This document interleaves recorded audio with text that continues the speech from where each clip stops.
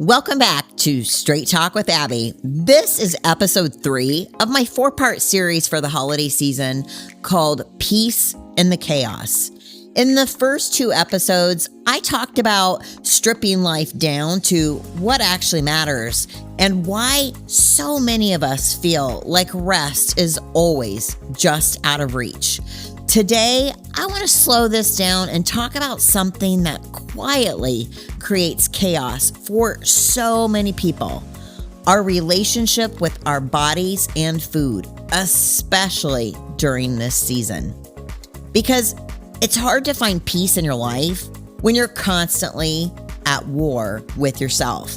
When your mind is replaying what you ate, when you're negotiating guilt in the middle of a family gathering, and when you're physically present, but mentally somewhere else, calculating, correcting, punishing. That kind of inner noise makes rest impossible. Let's get into it. I know all about this because I've lived every version of it. I have been very thin. I have been fluffy. I have been in competition level shape. And none of those versions automatically brought peace with them. In fact, one of the most physically fit seasons of my life was also one of the most mentally exhausting. Back in 2009, I competed in a figure competition, and on the outside, it looked like pure discipline and dedication. But behind the scenes, it was rigid, isolating, and joyless, to be honest. I skipped holidays, I stressed over food, I avoided gatherings because I didn't trust myself to relax. Everything revolved around control. And let me tell you something, control feels powerful until it quietly becomes a prison. Also, during different times in my life, through experiencing trauma, that control disappeared altogether, and food and alcohol became my go-to coping mechanisms. Comfort, escape, punishment, reward, sometimes all in the same day. I'd restrict all week, spiral on the weekends, then promise myself I'd start over again on Monday. I'm wondering how many people listening to this right now can relate. The holidays magnified everything. One cookie turned into self-criticism. One meal turned into mental math. Even moments that were meant to feel warm and meaningful felt heavy instead. And eventually, I realized this wasn't really about food at all. It was about the story I had been telling myself for years. Now, I didn't invent that story. I learned it. I watched my mom, my aunts before me just criticize their bodies, shrink their joy, and really just kind of get fixated on being thin. And so I couldn't help but soak some of that in. And no one, of course, meant any harm. It was just kind of accidentally passed down. But common doesn't mean it's healthy.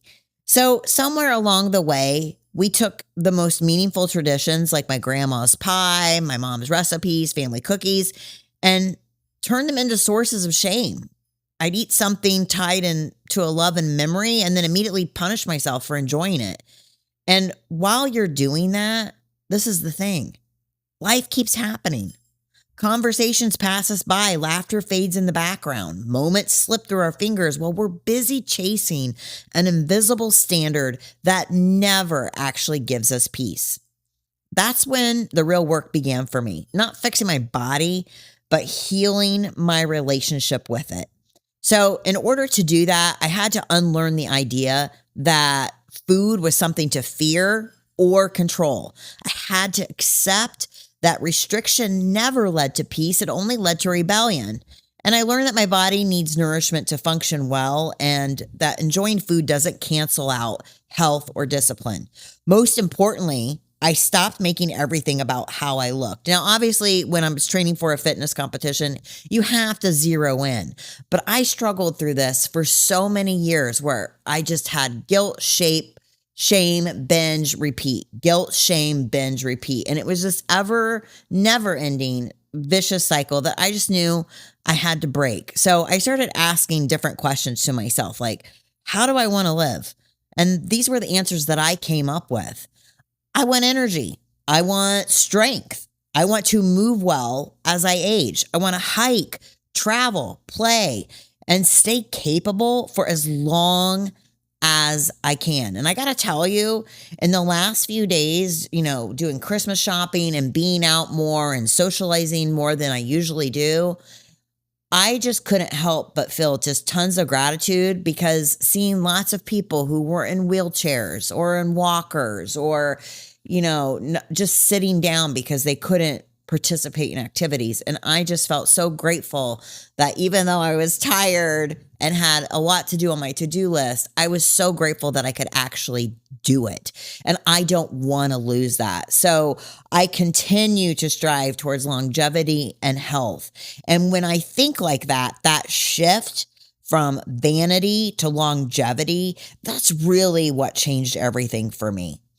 So now I move my body because I love how strong and capable it makes me feel. I fuel it because I like having energy, and I show up consistently, but without punishment or panic when I eat stuff that tastes delicious, like cookies and holiday treats. Before, I used to eat them and then I would spiral out of control. And one day would turn into 1 week, and 1 week would turn into 1 month. And you know what I mean. Lots of you understand this. You lose your momentum and you just can't seem to break free of it.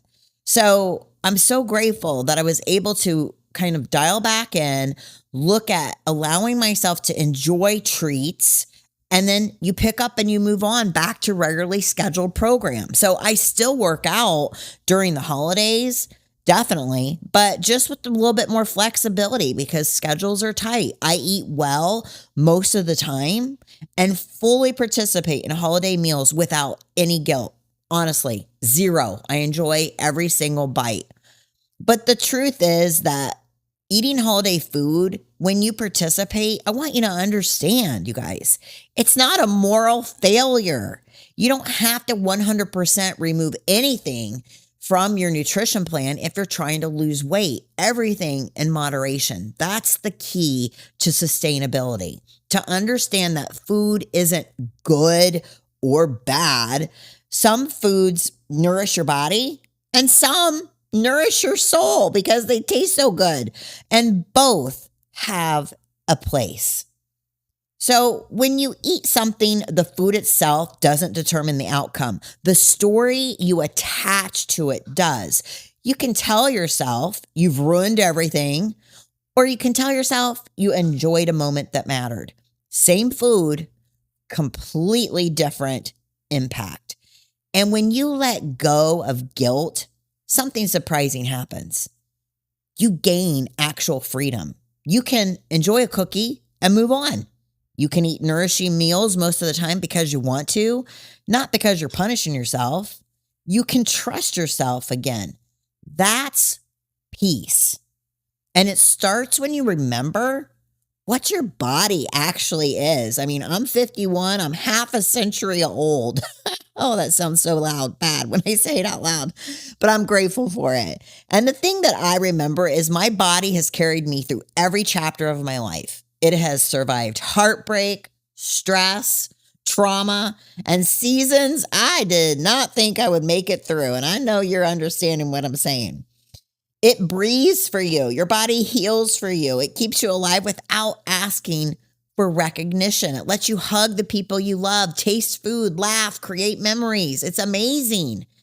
So your body isn't the problem. It never was.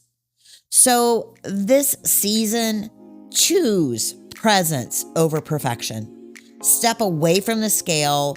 Stop apologizing for eating. Stop trying to make up for moments of joy and being perfect on your nutrition plan.